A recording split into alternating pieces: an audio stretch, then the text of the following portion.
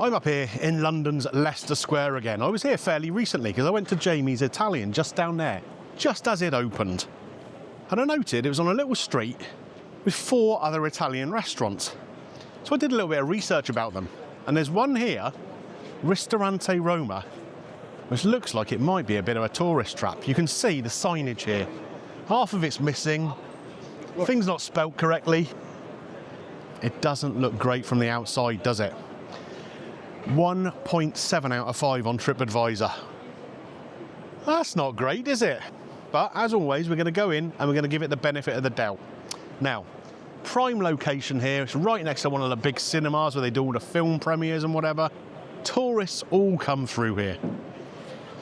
How many of them are getting caught out at this place? Are they getting caught out? Let's go in and find out, shall we? Come on. So we come in, very friendly greeting at the entrance. We're sat outside under a sort of, I don't know, what's this called? What is this called, cameraman? In a marquee bit on the front. It's like a big tent. Heater next to me, keeping me nice and warm, so I don't need to put a coat on or anything. Yes, it's very sort of simplistically decorated out here, I guess. There's lots of plastic lemon plants around. Not exactly authentic, but there we are. Now, you guys will have seen quite a few of my kind of worst of videos, and that's not really what this is supposed to be. But you know, I always like to try and give places a sort of fair crack at the whip. Sometimes they surprise me in a good way. Sometimes they surprise me in a negative way. We're going to find out how this one goes today. Looking through the menu, I've got to say, all right, we're in a prime location here, but certain things do certainly seem a little bit punchy. I mean, the spaghetti carbonara here is £19.95. That's £2 more than it is at Jamie's place over the road. Lasagna, £21.95. Blimey. Even the pizzas, a margherita pizza starts at £16. You've got some of them at like £22 for a pizza. So they better be good to justify that kind of pricing. They do have some non-Italian options here too. You can get a cheeseburger, you can get fish and chips if you want. Yeah. Punchy though. Oh, yes, Coke Zero. Thank you so much. You're very kind. Thank you.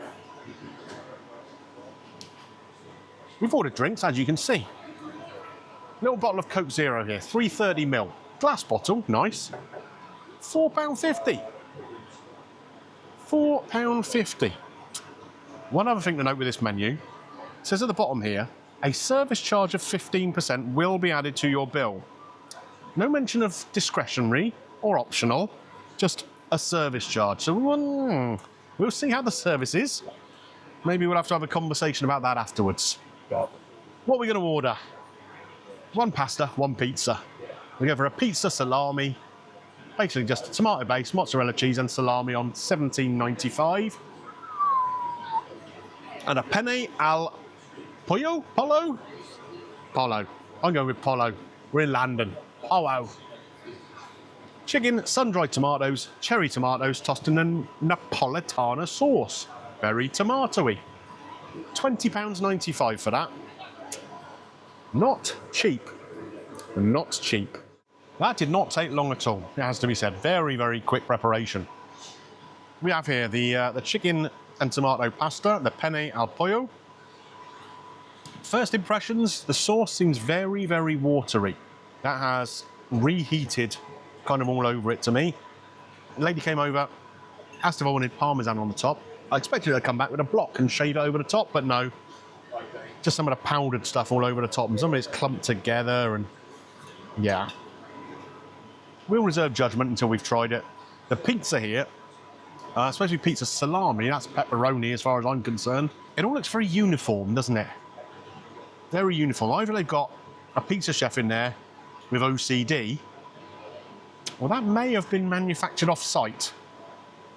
I mean, the crust doesn't look like it's been sort of freshly made. You get those bubbly bits on the crust around the outside, don't you? This doesn't have that. Right, I'm going to start with the pasta, though. The penne here, just fairly regular penne. And if I was to guess, I mean, this looks like the cheaper end of the penne market. Like your Asda value, get a big bag of it for 40p job.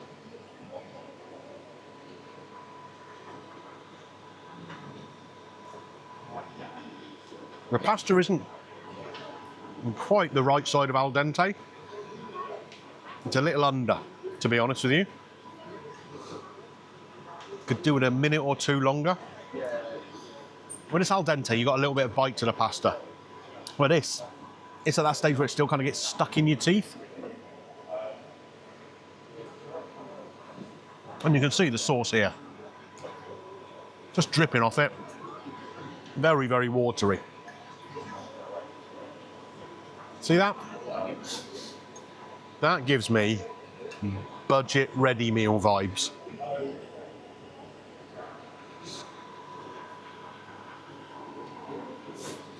Yeah, not amazing. In terms of the chicken in here, well, did you bring a microscope with you, cameraman? Well, I found one piece, 2 pieces. Oh, there's another one. And again, when we think about this, when you go to a supermarket and buy that chicken in a packet that you can put in a sandwich, yeah, like the Bernard Matthews type or whatever, it kind of looks like this, doesn't it?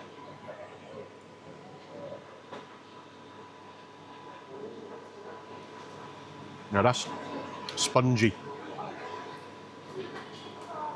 That is not a fresh chicken breast, as far as I'm concerned.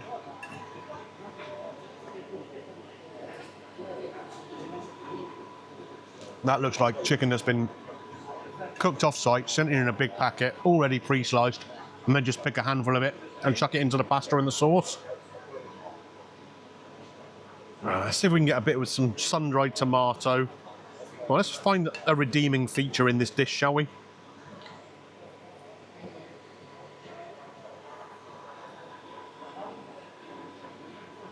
The sun-dried tomato should have an intense flavour. Doesn't. Well, come in again there, Mr. Cameraman. Look at this sauce in here.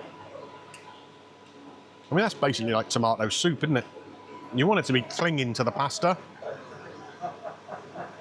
Yeah. The Parmesan. We want it to have that really nice salty hit. It's bland. It's bland. The whole dish is under-seasoned. Okay. I know I like a lot of seasoning, okay, compared to some people. There will be those of you in the comments who say they're doing it, you know, to cater to people who don't like a lot of seasoning, but some salt and pepper, eh? Some salt and pepper? Nah. That is not for me. Time to move on to the pizza. Pizza time. Just want to show you something here. I'm going to use my napkin to demonstrate this.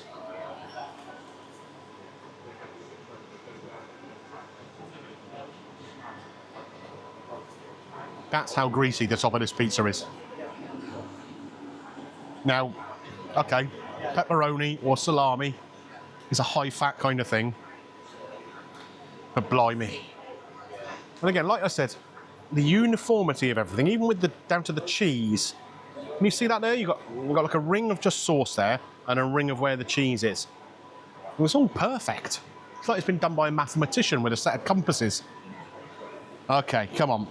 Let's grab a piece of this. Ugh. Blimey, it's like a workout to pick it up.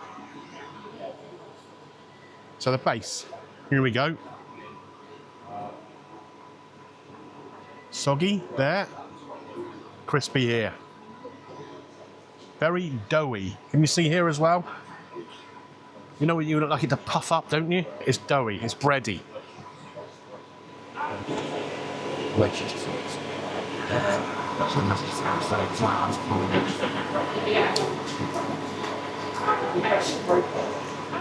That bit in the middle that you saw there, just how soggy that is.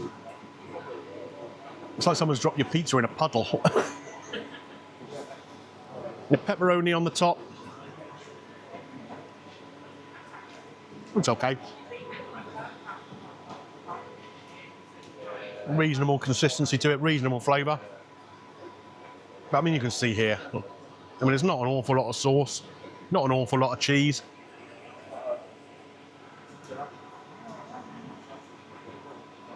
Just an awful lot of oily bread. I mean, again, come and take a little look at this, where it's kind of burnt around the outside. Now, with a normal pizza, that should be kind of floury, and you'll get burnt, gnarly bits on there, but this kind of looks like fried bread. Doesn't it? Very odd. £18 for this pizza. I'm going to say that's not great value for money. Let's try this crust. We're going to get lucky in here. I mean, that is just like a loaf of white bread, isn't it? I'll tell you what, give me some butter and a bit of cheddar cheese, and I can make a sandwich out of that.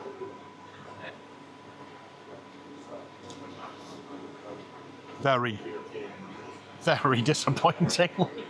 Good Lord. Can we just nip over Jamie's quick?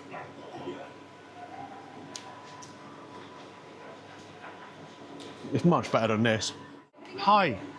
I'm afraid not. This is really not very good at all. It's so soggy underneath.